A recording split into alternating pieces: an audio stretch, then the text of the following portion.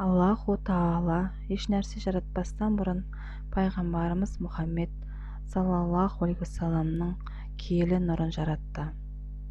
Хақ Тағала өз нұрынан әсемдік пен бір негіз жаратып, одан бүкіл жаратылысты кезегімен пайда еткізді. Бұл негіз Нұр-ұл-Мұхаммади, Мұхаммед саллаллаху алейхи вассаламның нұры деп аталады. Барлық рух пен дененің бастауы мен шығу көзі осы негіз болып табылады.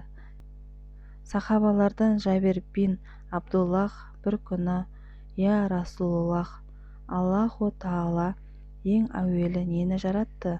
деп сұрағанда, бәрінен бұрын сенің пайғамбарыңның, яғни менің нұрымды өз нұрынан жаратты. Ол кезде лаух, қалам, жұмақ, тозақ, періште, көктер мен жер, күн, ай, адамдар мен жындар жоқ болатын еді деген.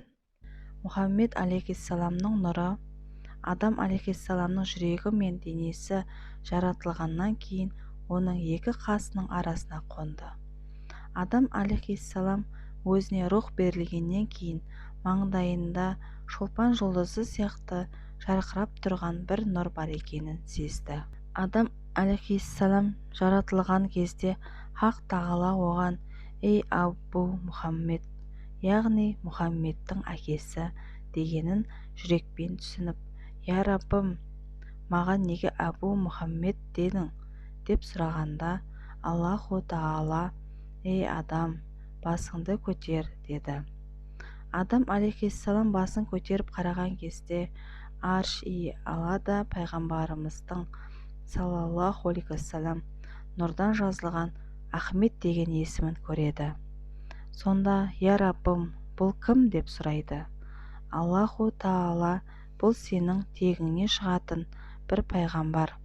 Оның есімі көктерде Ахмет, ал жерде Мұхаммед.